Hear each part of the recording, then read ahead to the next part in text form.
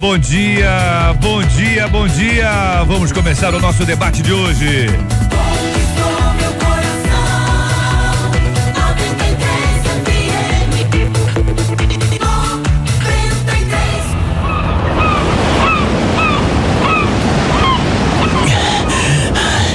Wilson, ainda bem que aqui na ilha a gente ouve o debate 93 com o J.R. Vargas. Já vai começar. Wilson! Wilson! Alô, meu irmão! Alô! Wilson! Já vai começar o debate! Wilson! Está entrando no ar. Debate 93.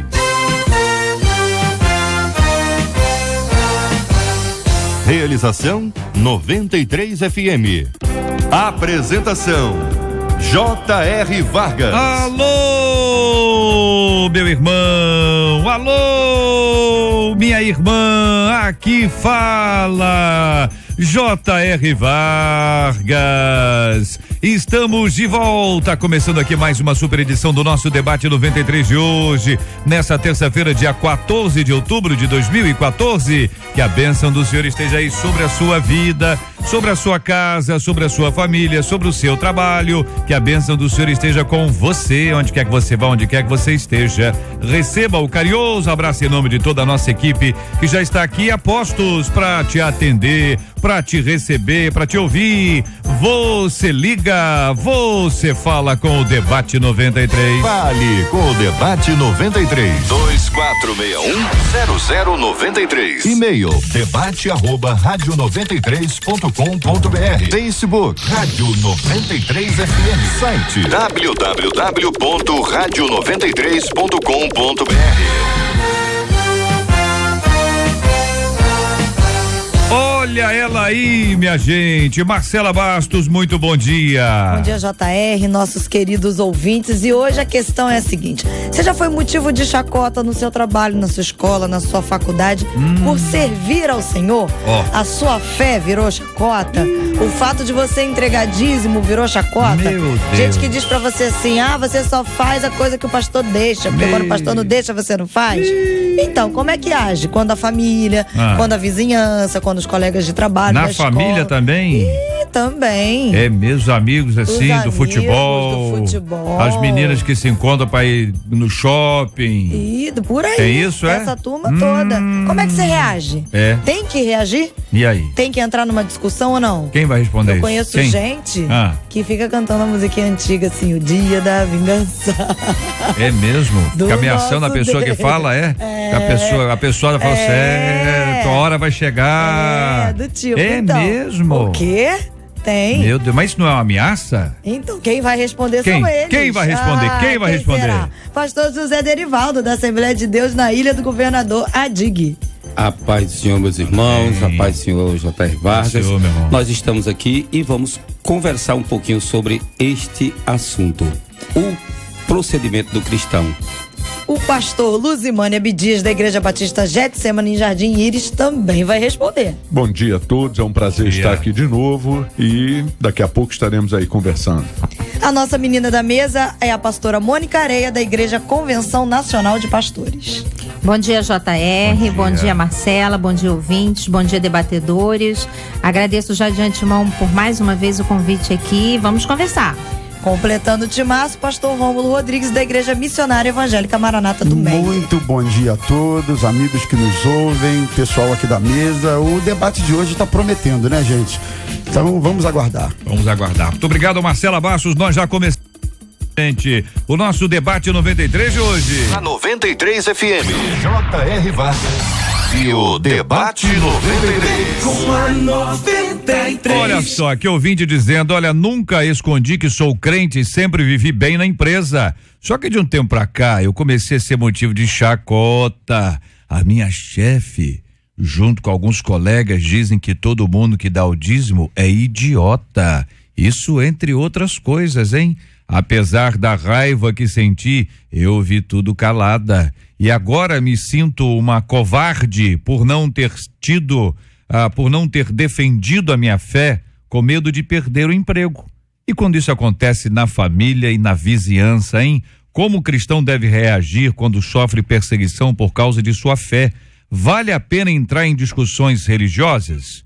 Por outro lado, ser afrontada e me calar por medo de ser prejudicada é sinal de que não creio em Deus? Pergunta a nossa querida ouvinte. Pastor José Derivaldo, nós vamos começar com o senhor na frase inicial, não é isso? Nunca escondi que sou crente e sempre vivi bem na empresa. Graças a Deus, né? Olha só, a nossa finalidade como crente em um determinado ambiente é mostrar Cristo nesse ambiente. O que a Bíblia nos recomenda? Tiago diz que nós temos que mostrar nossa fé pelo nosso bom trato com as pessoas. Então, em um ambiente onde houver um crente, ele tem que se destacar pela educação, pela fineza, pelo cuidado com os outros, pelo bom trato com os outros. Ele não deve se destacar porque ele é crente. Ele deve se destacar pelo bom trato com as outras pessoas. Então, ele tiver que sofrer prejuízo em prol de alguém, ele sofre o prejuízo, ele tem que se destacar pelo bom trato com as pessoas. Lembrando, e se alguém fizer alguma coisa contra, eu tenho que defender. Não. As defesas que nós fazemos quando somos atacados, geralmente são defesas emocionais, não são racionais. E se nós estamos fazendo defesas não racionais, nós não estamos defendendo a nossa fé, estamos nos defendendo. Nós não temos que ser nossos advogados nesse momento. A pessoa que está criticando, ela está criticando a partir de uma mentalidade que ela tem, que esta mentalidade foi desenvolvida pela mídia a partir de determinados lances que nós demos. E a mídia foi em cima.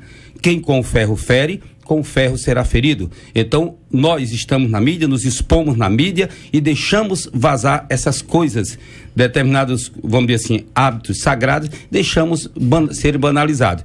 Hoje, a geração atual tem uma mentalidade totalmente modelada pela mídia e não adianta nós queremos nos defender. É erradíssimo nos defender. Se nós temos uma conversa racional para levar com eles, tudo bem. Se não temos, sob o efeito de emoção, não se deve discutir. Concordo, eles estão no direito companheiros. deles. Absolutamente.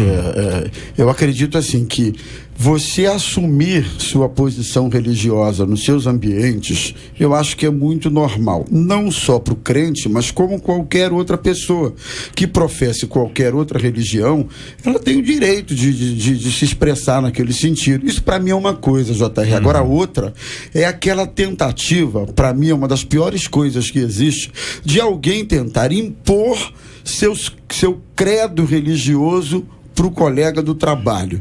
Eu acho que você pode se posicionar, você pode dar um bom testemunho, sendo educado, tudo que o pastor falou. Agora, impor o seu credo, achar que as pessoas têm que acreditar, crer, pensar do jeito que você pensa, isso não é bom, isso só cria muros de separação, só distancia. Então, são duas coisas diferentes para mim. Olha, e quando começa essa chacota, hein, pastor Luzimani, o que o nosso ouvinte diz, só que de um tempo para cá eu comecei a ser motivo de chacota. Ninguém gosta, né? Tem gente que, por motivos muito inferiores, já faria uma guerra, uma revolução. Verdade, não é? verdade. Mas a nossa ouvinte, ela se sente assim, ela se sente como alvo de chacota. É verdade. O que a gente pode ver é, mesmo habitando num país onde existe a liberdade religiosa, quando a pessoa não manifesta a sua religião, o seu credo, principalmente no local de trabalho, ele é tratado de uma forma. A partir do momento que ele é identificado, seja qual for, não é só o fato dele ser cristão ou crente, não. Seja qual for a religião dele, se ela não estiver de acordo ou estiver identificada com a chefia, ele vai sofrer um certo constrangimento e aí vai estar exposto a mesmo a chacotas, a bullying. Hoje é bullying, né? Chacota. Vai ser encarnado. Agora, o detalhe interessante é que a perseguição faz parte da vida cristã. Isso aí só o amadurecimento mostra a você que você é alvo disso mesmo. Ao você ser identificado como crente, você será perseguido, sem dúvida. Pastora Mônica. Bom, o que eu acho sobre isso é que todos os crentes e os cristãos, e a própria Bíblia também nos fala isso, que nós somos peregrinos. Nós somos forasteiros dessa terra. Então, se somos peregrinos, forasteiros dessa terra, somos visualizados como diferentes. E como diferente, nosso comportamento também tem que ser fundamentado nessa diferença. Não por indução, por manipulação, não pela força de tentar colocar a nossa crença em outras pessoas, mas levando, como Jesus fez, por amor. Sendo testemunha de amor. Se fosse assim, Jesus não tinha falado com a samaritana, né? É verdade. É interessante que você vê, assim, a chacota, ela hoje está muito bem organizada, né? Porque na minha época de adolescente, de jovem, quando a gente saía para ir para a igreja e havia o hábito de carregar uma Bíblia, né? O pai falava assim, leva a Bíblia. O jovenzinho escondia a Bíblia, botava dentro da bolsa, botava enrolado. Naquela época, na época do JR, né? Que era obrigado a ir de paletó e gravata. Essa época aí? Eu lembro dessa época. Só que eu tava no colo do meu pai. A gente tinha que no colo do meu pai. Aí passava lá o pastor Lucimani, já tá lá ministrando, olha lá. A gente tinha que ir de paletó e gravata e enrolava a Bíblia, porque tinha vergonha, porque qualquer um na rua que olhava a gente com a Bíblia gritava, olha o Bíblia.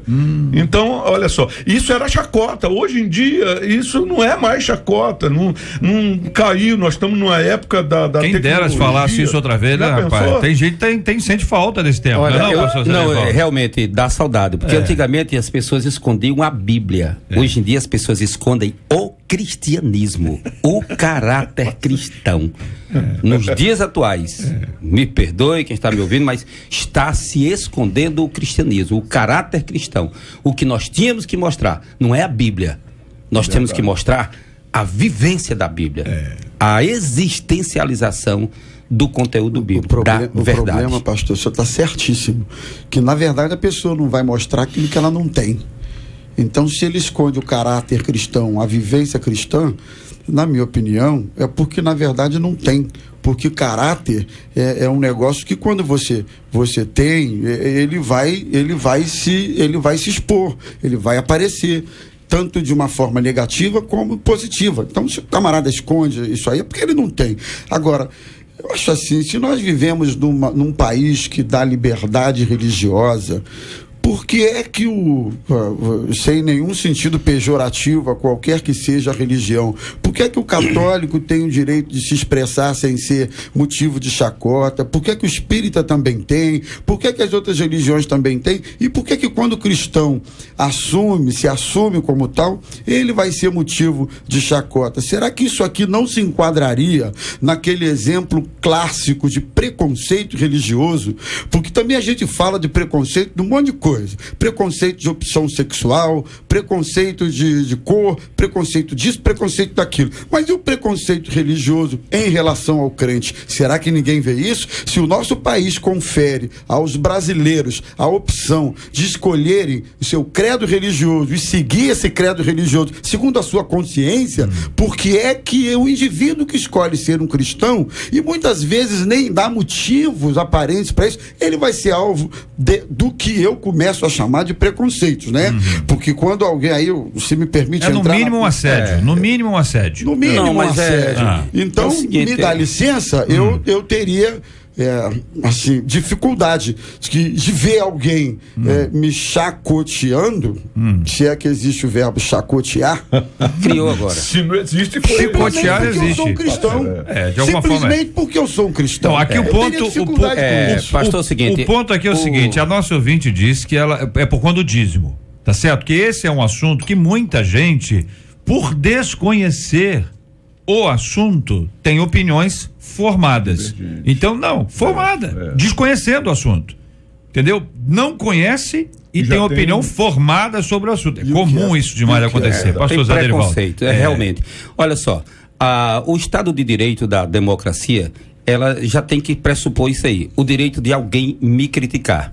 O grande problema que nós vemos que existem determinados grupos que são protegidos porque o Estado de Direito e, vamos dizer assim, a máquina estatal tem que proteger as minorias, principalmente quando há evidência de que vai descambrar para uma certa violência. Então vai ter ofensa. Então o Estado protege.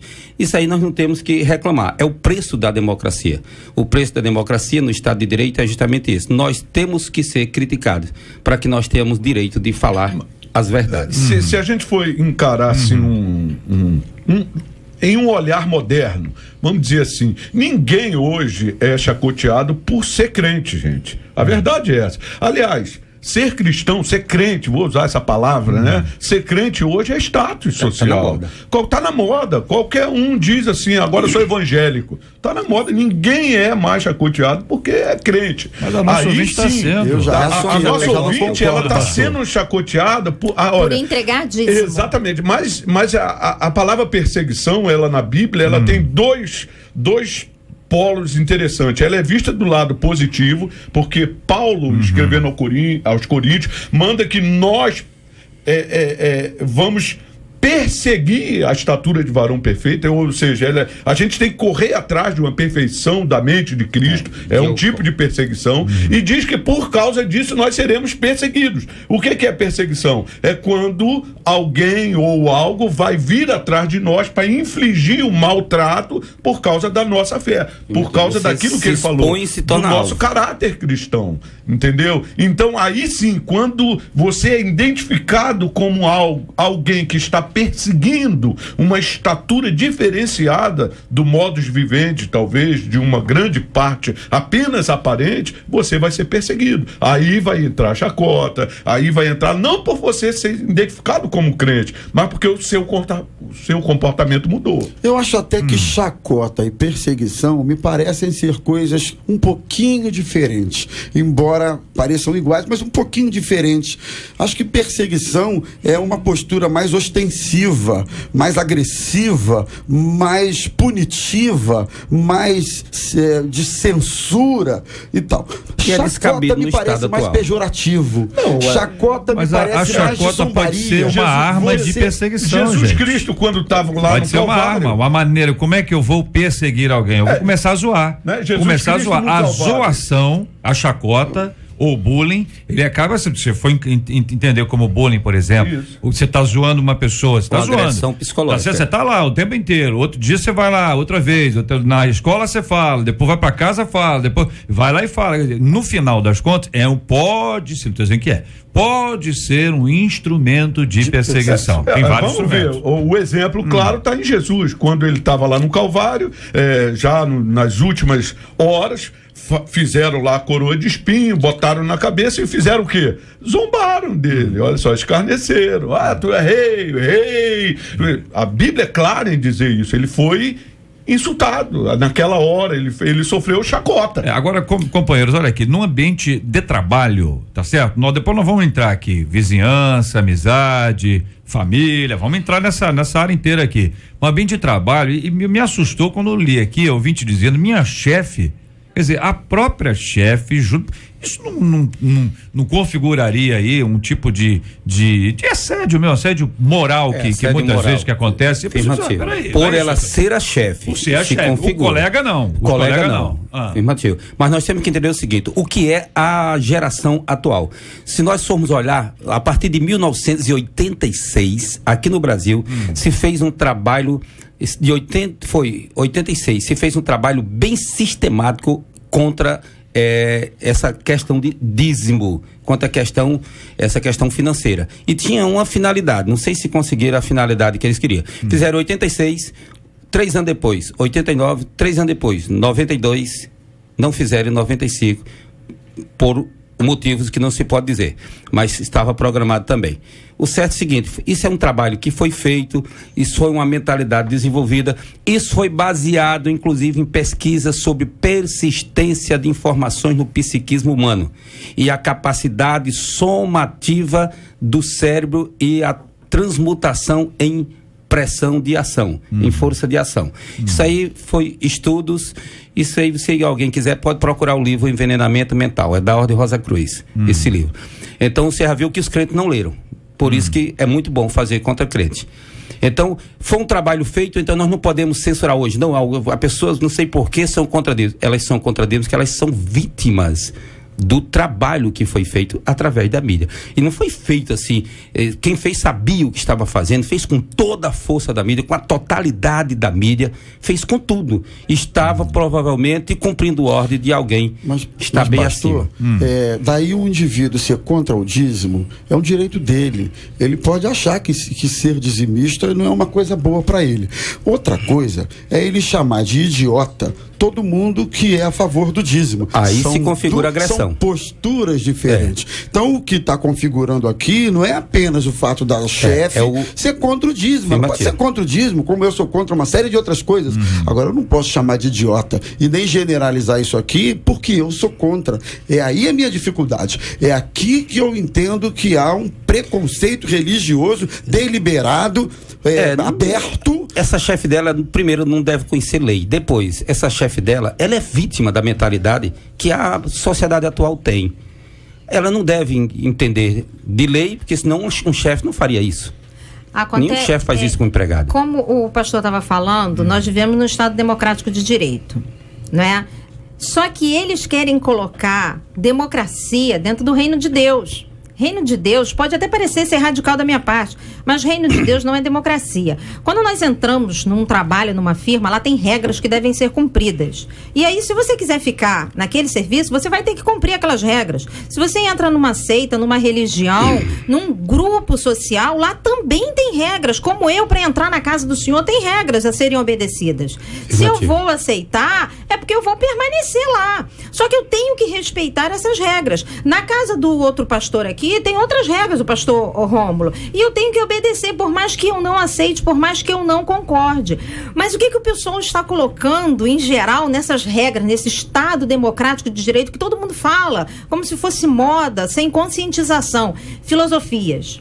E aí cada um coloca uma filosofia de direito e pega esse Estado democrático de direito, entre aspas, e faz o que quer com a vida dos outros, para dizer assim, você ser crente e entregar dízimo, na minha opinião, é errado. E o Estado democrático de direito me dá liberdade filosófica de sair do meu lugar e ofender você e dizer para você que você está errado de dar dízimo, que você vai dar dízimo para pastor ladrão, para a igreja que não presta, e isso é errado. As pessoas têm que ter limites para isso, têm que saber respeitar realmente o que é o Estado de Direito, o que é o Estado democrático de direito. Vivemos num reino de Deus, essa é a nossa opção. E a nossa opção é dar o dízimo para o Senhor. Como é a opção deles também não aceitar. Só que nem por isso a gente vai ficar nos pontos do ônibus, nas padarias ou em qualquer outros lugares, levantando a nossa bandeira o tempo todo. Porque nós damos testemunho de quem nós somos pelo que vivemos, pelo nosso comportamento. E não simplesmente dizendo, não, olha, você está errado, não pode ser desse jeito, não tem que ser do meu jeito, tem que ser do jeito da minha Bíblia. Eu acho que o Estado democrático de direito, a gente tem que respeitar os limites de todo mundo, sem ultrapassar o limite de ninguém. Eu vivi uma experiência muito interessante essa semana. Eu mandei uma mensagem para uma pessoa, é um grupo, né? Aí eu mandei uma mensagem, um versículo bíblico, que Deus abençoe a sua semana. Pronto. Daí a 2 minutos, uma das pessoas do grupo me devolveu a mensagem, me deu uma bronca e disse, pastor, não tente me impor as suas verdades religiosas, porque eu não quero saber disso e porque eu não acredito nisso. Por favor, não me mande mais mensagens religiosas para o meu WhatsApp. E imediatamente eu mandei uma mensagem, me perdoa, você está certa, você não receberá mais mensagens da minha parte, me perdoa, tá bom? Deus te abençoe. Acabou, não vou mandar mensagem. Tinha de ela religioso na sua mensagem. É um direito dela não receber e eu não posso, porque eu sou pastor, e achar que todo mundo gosta disso, impor. É um direito dela, ela não quer, pronto. Mas o que tinha de religioso na sua mensagem? Eu dar bom dia para uma pessoa, isso tem a ver com a religião? Deus abençoe você, eu deixei um versículo bíblico aí, configurou. Qual a diferença de Deus abençoe o seu dia para um bom dia? Pastor, mas existem pessoas que lhes falta, na verdade, educação. É o que falta muitas vezes, educação. Armada já contra alguma coisa. Entendendo esse ambiente de trabalho, observamos aqui que não se pode ter a postura de um chefe, de um líder, de um gerente, coordenador, diretor, superintendente. Não se pode ter uma atitude como essa É necessário que pela lei você consiga respeitar as pessoas. Isso não pode acontecer em hipótese alguma. A postura de um funcionário numa hora como essa em relação ao seu chefe, eu imagino que seja procurar o chefe em particular, expor a ele a sua dificuldade. Olha, eu não estou entendendo porque o senhor está me tratando assim. É verdade que aí ele corre também um risco. O chefe pode aproveitar uma chuva, um dia de chuva, que todo dia chove, né? Não é isso? Tem dia que tem sol. Mas tem dia que chove, né? A pessoa aproveita o dia da chuva e manda a pessoa embora. Vai dizer que é por causa da chuva, mas na verdade tem outros ingredientes. Por outro lado, a pessoa pode dizer assim, olha, você está certo, sua postura é correta. E me parece que aqui o ponto, o pastor Zé Derivaldo colocou isso na palavra introdutória dela. Você está defendendo o evangelho ou está defendendo a si mesmo? E aí é que vai definir o posicionamento. Verdade. Que acham os irmãos? Deve a nossa querida ouvinte procurar a chefe dela, em particular, expor para ela a sua dificuldade, o seu desconforto em relação a esse assunto, ou não? Eu não tenho a menor dúvida que ela deve procurar e se expor, sabendo que vai ter uma consequência. Pessoalmente, vou aqui dar um testemunho, eu, quando vivia profissionalmente de música, já fui mandado embora de local de trabalho por defender o evangelho. Na hora do lanche, assim, foi colocado algo que eu não gostei, todo mundo sabia da minha religião, da minha fé, da minha crença, eu expus ali o meu descontentamento pela forma que foi colocado, não pela crença dos outros, mas pela forma ofensiva que foi colocado, e isso no sábado. Na segunda-feira eu recebo um telefonema me dispensando do serviço. Pelo telefone, você não precisa mais vir. Então é óbvio que ao você exigir que o seu direito da religiosidade, seu livre direito de dar o dízimo ou outra coisa qualquer seja respeitado, você pode pagar o preço. Eu acho que quando a coisa extrapola os limites do razoável, você acaba sendo obrigado a tomar uma posição. Eu me lembro numa ocasião, no banco da faculdade, eu estava ouvindo o professor que era professor de uma determinada matéria que não tinha nada a ver com teologia, com Deus, com vida cristã, com Bíblia, com nada.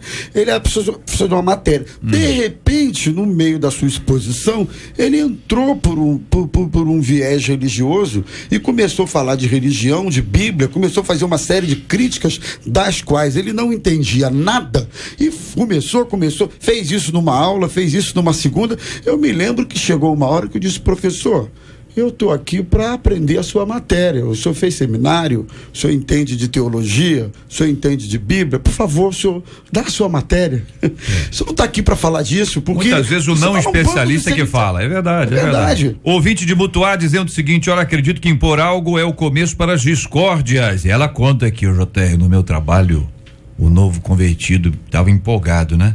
Aí pediu ao chefe para realizar um culto e foi autorizado, semanal. Só que depois outros funcionários de outras religiões reivindicaram o direito de ter um dia de culto também. Faltou dia na semana. E o chefe achou por bem acabar com tudo e não liberar para ninguém mais. O rapaz ficou furioso, quase pediu as contas. Só depois que conversamos muito com ele que a situação normalizou e ele entendeu. Conta aqui uma de nossas queridas ouvintes. Outra ouvinte dizendo por e-mail: sou professora universitária e desde a minha graduação sofri perseguição por ser cristã. No início debatia bastante, mas Deus me ensinou a mostrar Cristo através da minha conduta. Em outro e-mail aqui, ouvinte dizendo: no meu trabalho, tudo que eu faço, os meus colegas cristãos, eles dizem assim: vou falar com o seu pastor, hein? Mas eu tenho paz dentro de mim, tranquilamente, não vou revidar nada. Outro ouvinte por e-mail dizendo: olha, isso acontece na minha empresa. Começo a falar da Bíblia, eles ficam caladinhos. Um dia desses, um colega veio falar de dízimo e eu falei que quando a pessoa não dá o dízimo, ela está roubando a Deus. Aí eu perguntei: olha só, você teria coragem de levar uma pessoa que roubou para morar com você? Ela ficou sem saber o que dizer. Diz aqui um dos nossos queridos ouvintes. Quero lembrar a todos que muitas vezes nós ganhamos a discussão e perdemos a pessoa. E aí nós vamos entrar aqui no processo do equilíbrio. Eu quero ouvir os companheiros qual é a melhor forma de responder. Às vezes é respondendo, às vezes é não respondendo. E eu quero ouvir os irmãos aqui, especialmente quando se trata de ambiente familiar, de relacionamento, de amizade, até onde nós estamos nos omitindo e até onde nós estamos sendo sábios. Quero ouvir a sua opinião no debate 93 de hoje. Você ouve Debate 93 com J.R. Vargas. Com a 93 chegou a nossa hora. É tempo de vitória. Pesquisa 93. Você costuma entrar aí em discussões religiosas? 95% dos nossos ouvintes no telefone afirmam que não, e 75% deles no nosso site também não entram, não. Muito obrigado, os nossos queridos e amados ouvintes, pela participação aqui no nosso debate 93 de hoje, respondendo à pesquisa 93 aqui na 93 FM. De domingo a sexta, às 11 da manhã, debate 93 na 93 FM. Na 93 FM. Você está ligado no Debate 93 com J.R. Vargas. Conosco aqui à mesa o pastor José Derivaldo, a pastora Mônica Areia, o pastor Luzimane Abdias e o pastor Rômulo Rodrigues. Aqui o nosso ouvinte mandou um e-mail, gente, dizendo assim: olha, nunca escondi que sou crente e sempre vivi bem na empresa. Só que de um tempo pra cá comecei a ser motivo de chacota. A minha chefe, junto com alguns colegas, dizem que todo mundo que dá o dízimo é idiota. Isso entre outras coisas, hein? Apesar da raiva que senti, eu ouvi tudo calada. E agora me sinto uma covarde por não ter defendido a minha fé, com medo de perder o emprego. E quando isso acontece na família, hein, ou na vizinhança, nós vamos entrar agora nesse ponto, gente. Como o cristão deve reagir quando sofre perseguição por causa da sua fé? Vale a pena entrar em discussões religiosas? Por outro lado, ser afrontada e me calar por medo de ser prejudicada é sinal de que não creio em Deus? E aí eu perguntei antes do break aqui, a questão da omissão e a questão da sabedoria. Tem horas que a gente ganha a discussão e perde o amigo. Vale a pena? Não vale a pena? Quero ouvi-los aqui, especialmente quando se trata de família e vizinhança. Omissão ou sabedoria? Eu sou partidário da sabedoria, é óbvio, sem dúvida. Agora, a grande questão é essa sabedoria, ela não pode ser, ela divide uma linha tênue com a covardia. Né? Nós temos que saber que o Senhor nos elegeu em defesa do Evangelho, como Paulo. Agora, acredito também que, às vezes, ficar em silêncio é a melhor resposta. Depende do caso, pastor. Depende do caso. Depende do caso. Agora, creio também que num conjunto, principalmente na família, a gente deve glorificar a Deus, exaltar a Deus. A nossa vida vai dar testemunho da tua fé, mas nunca negando aquilo que você faz. Agora, uma discussão sem sentido, uma discussão muitas das vezes para defender um posicionamento pessoal, não a defesa do Evangelho, a defesa pessoal de uma fé tua, eu acho que às vezes é inócua. Primeiro, eu acho que essa questão passa também pelo ponto do temperamento. Tem pessoas que, por temperamento, são mais tímidas, são mais reservadas, não são pessoas de entrar em discussões, de debates calorosos, são pessoas que têm uma tendência a se recolherem nesses momentos de debate. Isso, para mim, não pode ser definido como covardia. Então, esse é um ponto. Já outros são mais explosivos. Você não pode tocar num assunto que ele já entra numa sede ao pote, que é um negócio de doido. Então, passa um pouco pelo temperamento. Outra coisa, quando eu me calo e quando eu me posiciono, também eu acho que passa pelo seguinte: quando me for imposto uma postura que me leve a violentar um princípio bíblico do qual eu creio e acho que preciso estar debaixo dele, aí eu preciso me posicionar, né? Quando de alguma forma alguém me impuser isso, eu tenho que me posicionar, não vou fazer, vão me sugerir para mentir,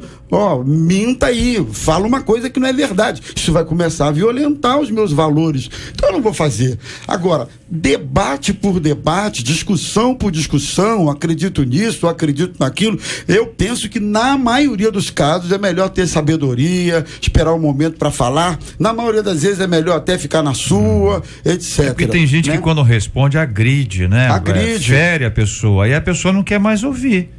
né? Como se você fosse agredido, você não ia querer mais conviver com o agressor. Em geral, a gente tenta buscar. Agora, tem certas horas que você precisa responder. Aí a resposta sábia, quer dizer, aí tem gente que foge. Então, a omissão é a fuga. É aquela pessoa que se cala porque ela foge daquele assunto. A outra coisa é você, às vezes, tem que esperar.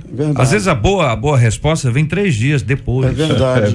Só um exemplozinho, eu tenho um primo muito querido, mas quando eu fui ordenado pastor, rapaz, ele não podia me ver, que ele botava a mão no bolso, aí pastor, hein?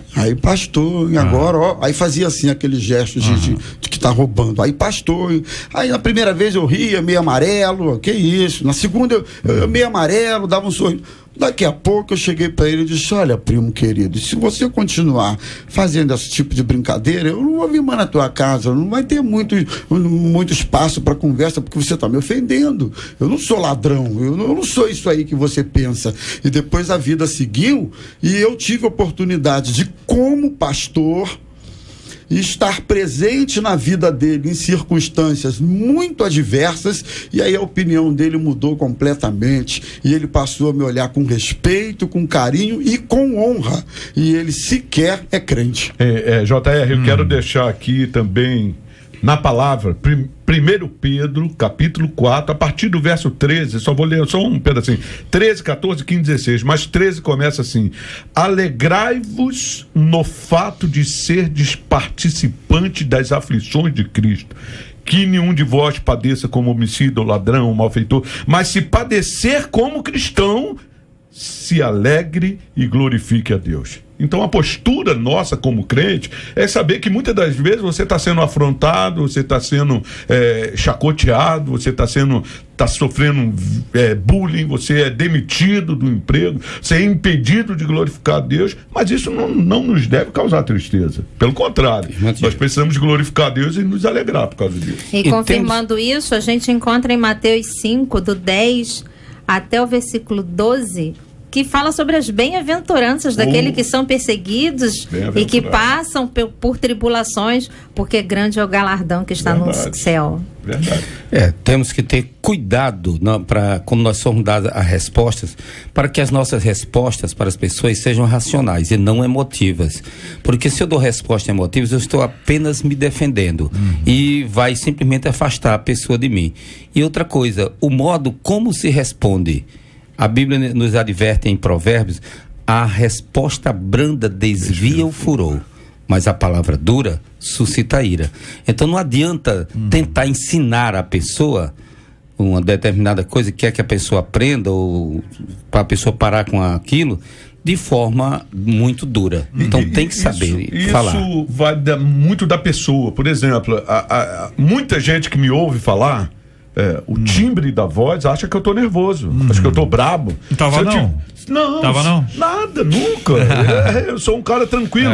Mas às vezes a gente está conversando, defendendo algum ponto ideológico ou não, teológico, qualquer coisa, a pessoa olha e já fica com medo. Vozeirão, falando forte, fala, o pastor tá com raiva. Mas a Mônica é brava. A Mônica tem todo o jeitinho de brava. Não tem não, Mônica? A voz mansinha. Bom, nesse meu 1,57 m, tem que ser brava, sou né? Professora, sou professora universitária.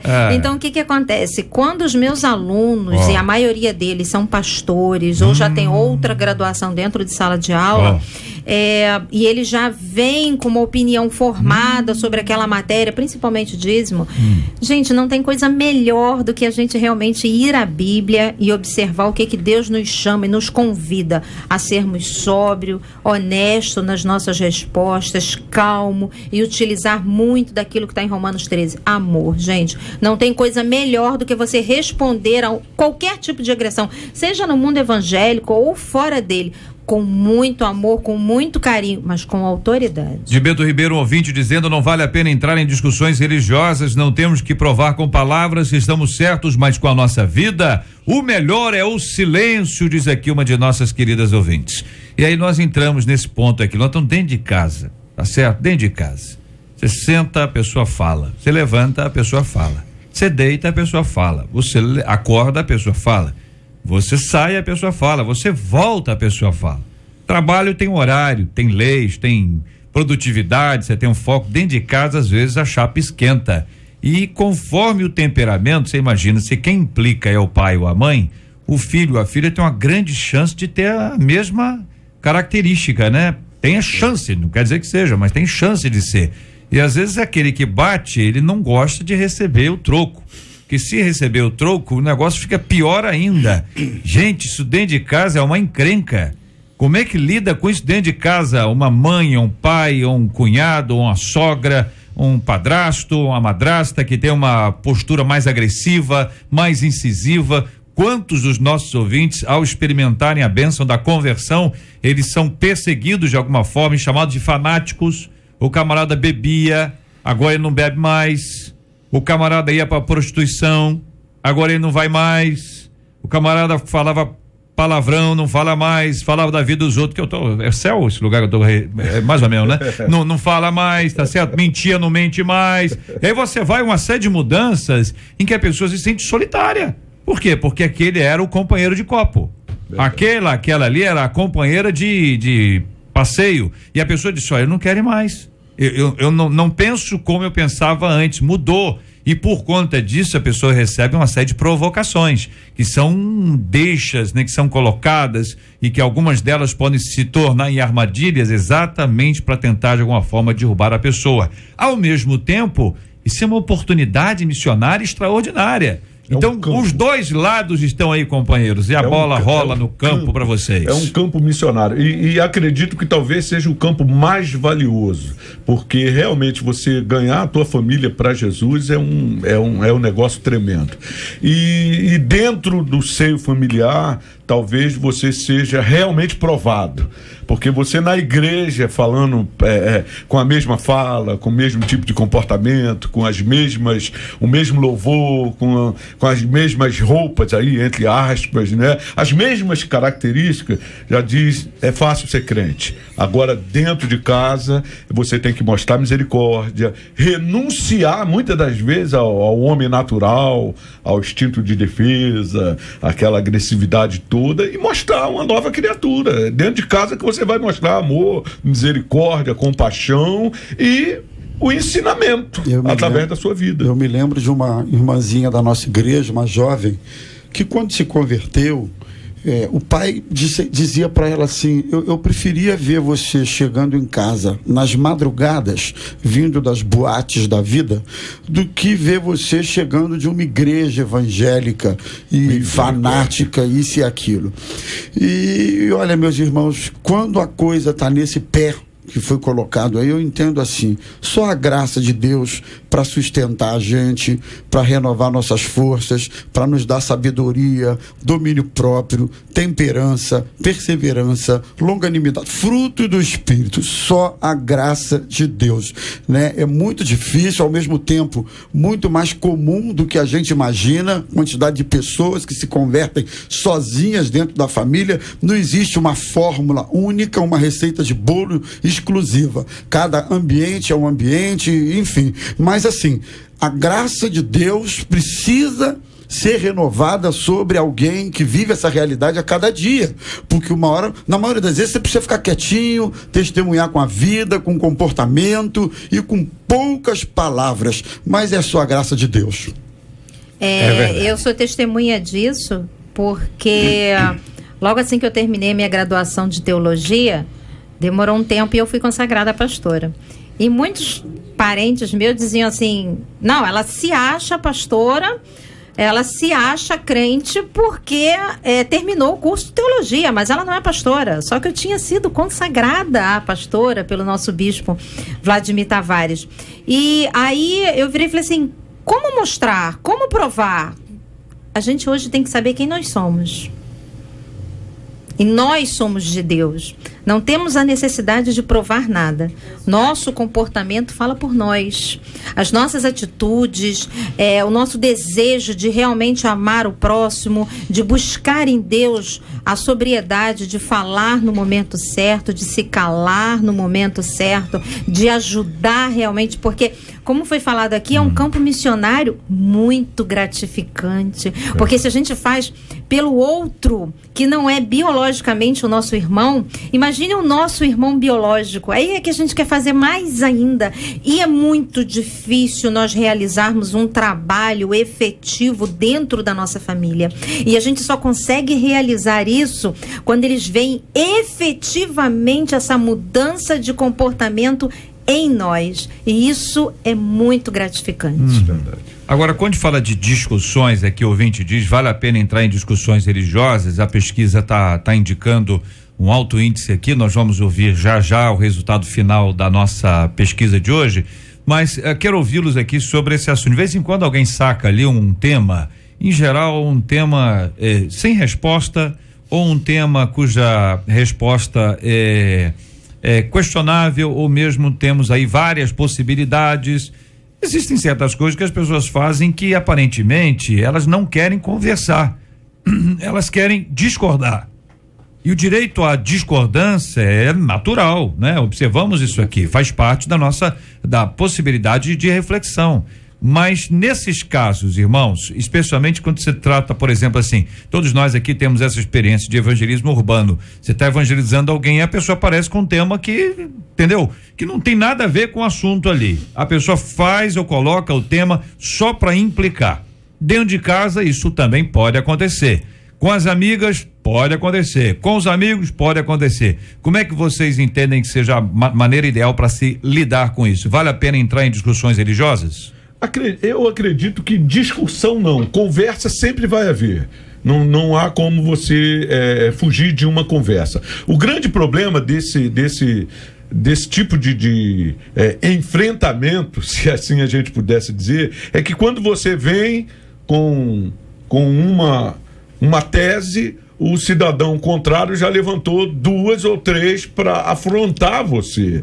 Na verdade, ele não quer ouvir um pensamento teológico, uma ideia bem amparada na Bíblia. O que ele quer é confrontar. Primeiro, se você conhece, se você tem uma resposta que ele já sabe a resposta negativa dele para te dar, então é uma discussão inócua. Eu não sou partidário mais o amadurecimento faz isso com a gente. Quando eu tinha lá meus cabelos brancos, né? Meus cabelos pretos. Eu até esqueceu. Até esqueceu a cor, né? Eu discutia. Antes era preto. Não, mas eu discutia antes. Agora é prata. Branco não, prata. Eu discutia muito porque eu queria ganhar o meu posicionamento. Agora não. Era vaidade. Olha, agora não. Tá, agora, se você acha que é dicotomia, amém. Lá no céu, um dia a gente vai sentar numa mesa. No momento que a gente identifica esse tipo de postura de quem está do outro lado da mesa, eu acho que não vale a pena. A minha opinião pessoal não vai levar a nada, porque ele não está aberto a aprender nada, ele não está aberto a se convencer de nada, e nem tampouco ele vai me convencer de nada. Então eu acho que não vale a pena, não. É igual o cidadão que senta para você com a Bíblia, com a versão totalmente anátema. Em dupla. E ele senta assim do teu lado e fala assim, vamos conversar? E aí você, peraí, aqui na minha tá isso, mas na minha tá isso. Gente, vai haver ali um choque e não vai chegar em lugar nenhum. Ninguém vai chegar, não. Olha, a argumentação, ela só é cabível se você for elucidar alguma dúvida, alguma distorção que a pessoa tem. Caso contrário, como ele falou, vai ser simplesmente você vai impor por supremacia de argumento, de conhecimento, alguma coisa. Então você não vai. E outra coisa, argumentar nunca querendo vencer a pessoa com argumento. Argumentar tentando tirar a dúvida da pessoa. Se você percebe que a pessoa não tem dúvida, ela está fazendo simplesmente para, vamos dizer assim, só para afrontar, então você evita esse tipo de discussão. Ouvinte dizendo, eu passo por isso dentro da minha casa e confesso que sinto vontade de largar a minha casa. Eu tento usar sabedoria, a oração, o domínio próprio, mas é muito complicado, gente, conviver diariamente com pessoas questionando a sua fé. Não resta dúvida que isso deve ser muito difícil mesmo, né? Pessoa dentro de casa, com gente no pé, enchendo da paciência dele ou dela. Não é mole, mas é um campo missionário, minha gente. Até pouco tempo atrás, você também era contrário. O que aconteceu? Houve um milagre, houve uma conversão, houve uma transformação. O Senhor se revelou a você, ele se deu a conhecer. Você tem que trabalhar para que os outros também tenham a mesma oportunidade. E graças a Deus que você está aí. que quando a gente está na obra missionária longe de casa, é mais ou menos isso. Todo mundo contra e você lutando pelo reino do Senhor. Dentro de casa pode estar hoje todo mundo contra e você está lutando pelo reino do nosso Deus e Pai. Pouco a pouco essa mesma semente que frutificou na sua vida haverá de frutificar também na vida deles. Não pode desistir. Tem que ter sabedoria. Não corra dos assuntos, mas também não entre em briga. Sabedoria. Sabedoria é essa que nos leva a meditar no texto de Hebreus, capítulo 12, verso 2. O nosso olhar precisa ser para Jesus, autor e consumador da fé, o qual, pelo gozo que lhe estava proposto, suportou a cruz, desprezando a afronta e assentou-se à destra do trono de Deus. Desprezar todo tipo de afronta e olhar para Jesus e seguir em frente. A sua vida será testemunho da sua fé. Como cita aqui o nosso querido ouvinte Ronaldo Paulo escrevendo a Tito, dizendo: mas não entres em questões loucas, genealogias e contendas e nos debates acerca da lei, porque são coisas inúteis e vãs. O homem herege depois de uma e outra admoestação, evita-o. Tem gente que só quer implicar. Cuidado, você às vezes está num grupo evangelizando, você tem lá 5 pessoas que você está evangelizando, tem um camarada que continua fixado num determinado ponto, prejudicando os outros 4. Cuidado, seja sábio, tenha habilidade, que Deus te use e que este seja um dia de grande obra evangelística e missionária através da sua vida, em nome de Jesus.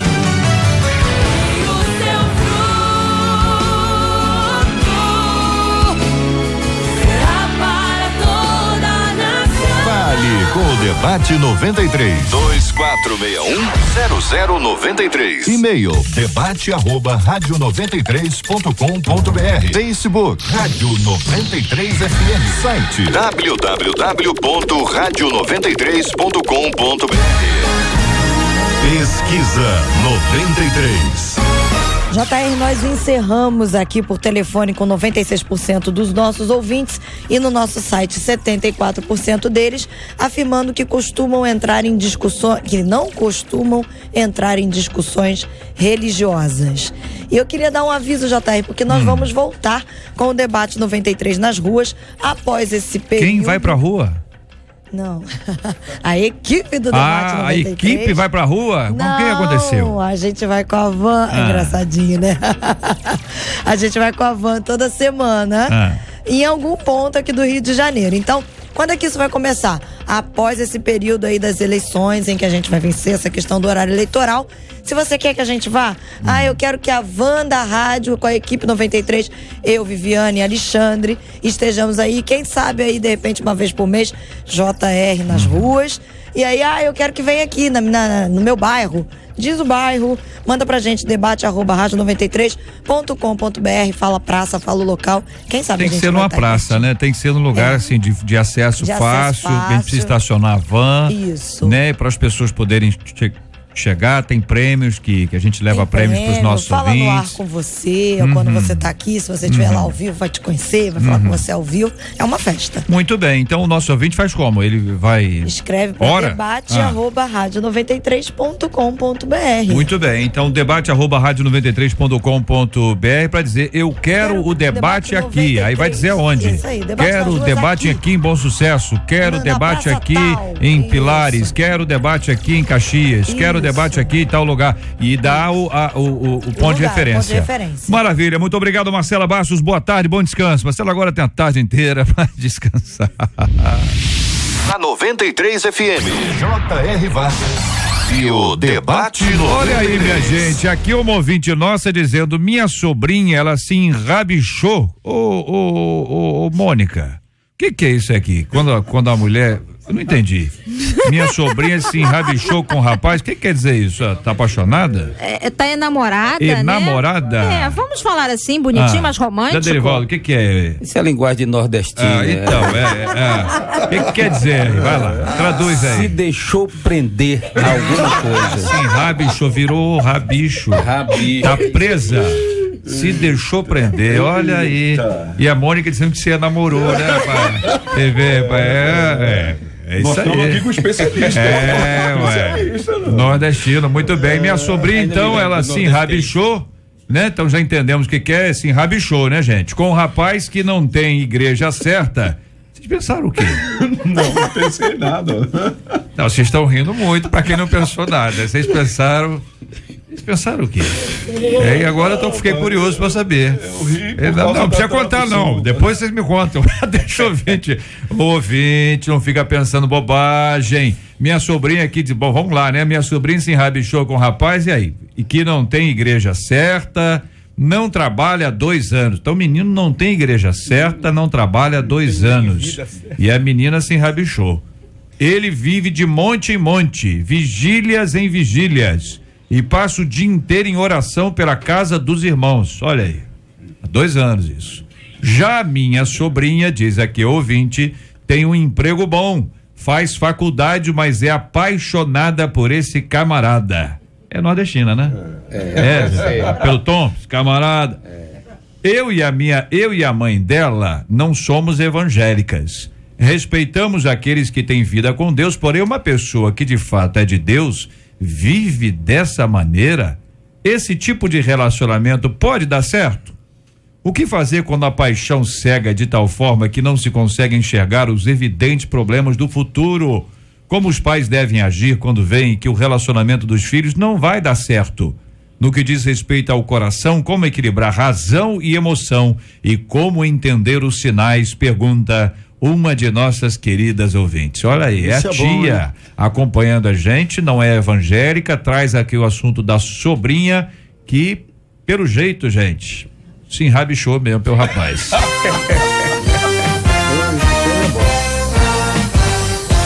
Esses e outros assuntos estarão amanhã, se Deus quiser, a partir das 11 horas da manhã, em mais uma super edição do nosso Debate 93. Pastor José Derivaldo, muito obrigado, querido. Deus abençoe sempre. Obrigado, meus irmãos e todos os nossos ouvintes. Que Deus dê uma semana de muita vitória para todos. Maravilha, muito obrigado, pastora Mônica.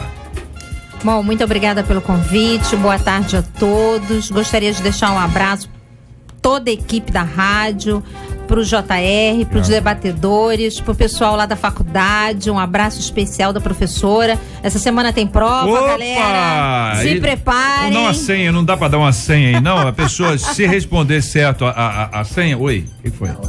Tá acompanhando a hora. Que se responder certo a senha, não dá uma ajuda? Um pontinho, ajuda. 0,25.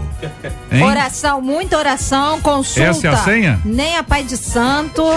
Vamos estudar, que a prova tá pesada. Rapaz, olha só, eu vejo que abraço a todo mundo. Eu conheço a pessoa pelo jeito, rapaz, pelo olhar. Pastor Luzimani, obrigado, um abraço, querido. Um grande abraço a todos.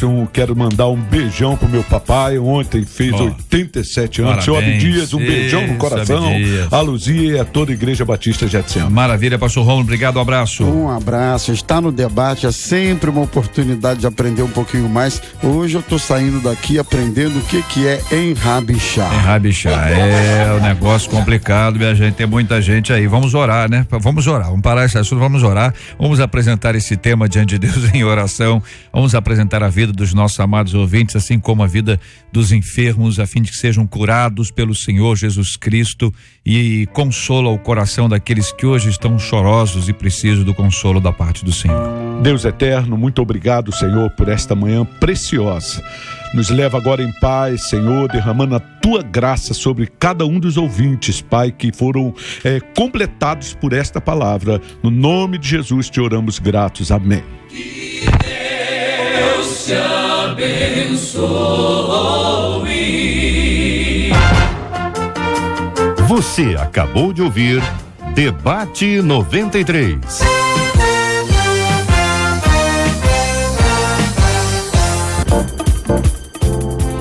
O choro pode durar uma noite. Mas a alegria vem amanhecer. Não desista dos seus sonhos.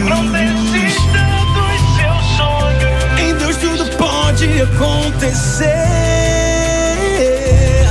Estamos juntos nessa luta, juntos nessa vitória. Com a 93 chegou a nossa hora. Vem com a 93, é tempo de vitória.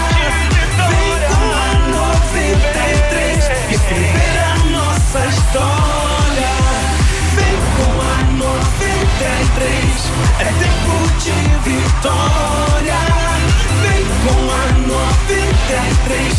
escrever